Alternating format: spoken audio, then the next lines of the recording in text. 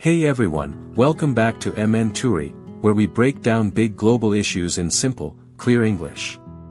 Today, we're going deep into a pretty scary question: is the world economy collapsing?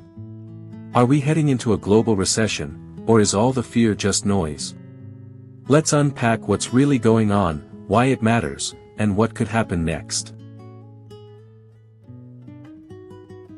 1. What does global economy collapse even mean? First, let's clarify what people mean when they talk about a global economy collapse. It's not always a total crash or the world ending. More often, it means a serious slowdown where global growth drops sharply, markets shake, debt rises, and trade weakens. It can also mean financial stress that affects countries, businesses, and ordinary workers. Now, are we there yet? According to major global institutions like the International Monetary Fund and the World Bank, the answer is, not a collapse, but definitely a fragile situation with real risks. 2. The current state, what the IMF and World Bank are saying. 2.1 Growth is slowing. The IMF's World Economic Outlook, October 2025, projects global growth to slow to 3.2% in 2025, down from 3.3% in 2024, and then further to 3.1% in 2026. This may not sound catastrophic, but historically, it is considered weak. The World Bank is more cautious, predicting around 2.3% growth in 2025, calling it the weakest stretch since 2008, outside of recessions. 2.2 Inflation is coming down, but not everywhere. Global inflation is expected to fall to 4.2% in 2025 and 3.5% in 2026. But the decline varies by region. Some advanced economies may still face inflation above target levels. Risks include policy uncertainty, high debt, and volatile markets. 3. Why is growth slowing? The key factors. 3.1 Trade tensions and uncertainty. One major reason: tariffs and trade wars. Uncertainty makes companies cautious. Many delay investments because they don't know what future trade rules will be. The IMF says heightened trade tensions are a major reason growth projections are being revised down. 3.2 High debt and limited policy space. Many countries have record high public debt levels. High interest rates to fight inflation make it harder for governments to borrow or stimulate the economy. With weak medium-term growth expectations, the global economy becomes even more vulnerable. 3.3 Policy uncertainty and institutional strain. Prolonged uncertainty, labor shortages, protectionist policies, and weak institutions all worsen economic risks. Countries are being urged to rebuild financial buffers, but saving during weak growth is difficult.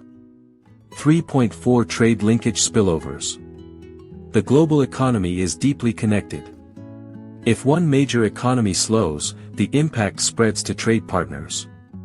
Policy fear makes this worse because companies react to what might happen, not just what is happening. 3.5 Emerging market struggles. About 60% of developing countries are expected to face weaker growth. High debt, limited financing, and vulnerability to commodity shocks make them more exposed. Many low-income countries are also facing shrinking fiscal space. 4. Are there good signs, or are we doomed? Despite all the challenges, there are reasons for cautious optimism. 4.1 Resilience and adaptation. The global economy isn't collapsing. There are risks, but international institutions do not predict a global depression. If trade tensions ease, global recovery could be faster. 4.2 Inflation easing. Lower inflation gives central banks more flexibility. If handled well, this could support consumer spending and business investment. 4.3 Policy responses. Governments are being urged to save more, strengthen institutions, and improve transparency. International cooperation could help stabilize markets and support growth. 5. Worst-case scenarios: how could things get worse? 5.1 Policy mistakes. If governments cut spending too hard, they could choke growth. If central banks raise rates too fast, economies could slow sharply. If they cut rates too quickly, inflation may come back. 5.2 Trade war escalation. New tariffs, retaliation, and broken supply chains could freeze global investment. Businesses hate uncertainty, and prolonged trade wars could stop expansion completely. 5.3 Financial market shock. High debt means even small crises can escalate. Emerging markets are especially at risk of currency crashes and capital flight. Bank stress could spread quickly in the global financial system. 5.4 Low growth traps. Long-term low growth could lead to stagnation. Inequality could worsen. Countries with high debt may struggle to invest in development. 6. What are the chances of a real recession? The IMF does not predict a global recession in its baseline scenario. The World Bank also expects slow but positive growth.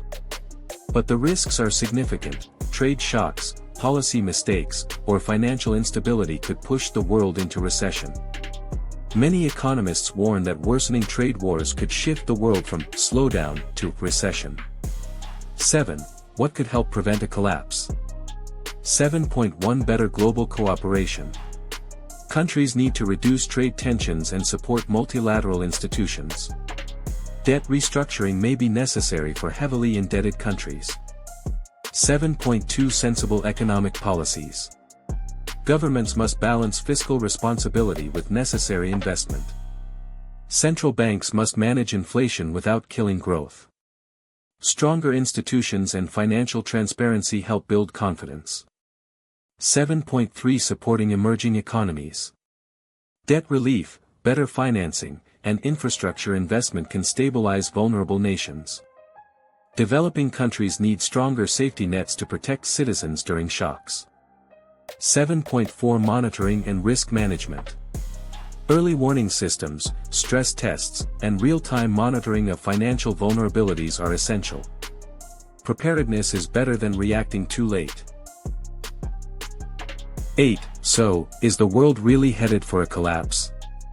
No, the world is not on the verge of total economic collapse. But it is entering a fragile period where risks are high. A significant slowdown is more likely than a global depression. Global cooperation and smart policy choices can prevent the worst outcomes. 9. What this means for ordinary people. Jobs and income. Slower growth can mean fewer job opportunities and slower wage growth. Companies may delay hiring or expansion. Prices and inflation. Inflation may still remain high in some areas, affecting daily expenses. Cooling inflation could bring more stability. Savings and investments. Expect more volatility in markets. Diversifying investments becomes more important. Public services and debt. Governments may cut spending in some areas. Poor planning now could force deeper cuts later. Global stability.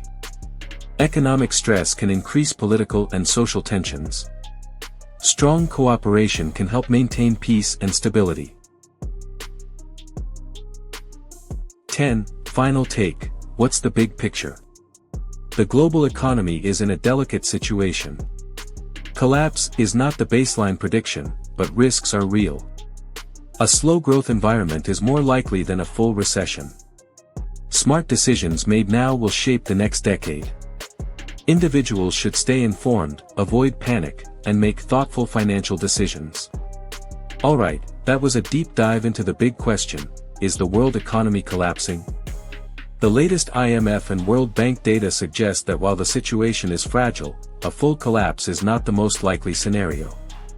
If you found this breakdown helpful, make sure to like the video, subscribe to MN Toori, and turn on the notification bell so you never miss future explainers on global issues, economic trends, and world politics. Drop a comment below. What do you think is the biggest risk to the world economy right now? Trade wars, inflation, debt, or something else? I'd love to hear your thoughts. Thanks for watching. Stay curious, stay informed, and take care.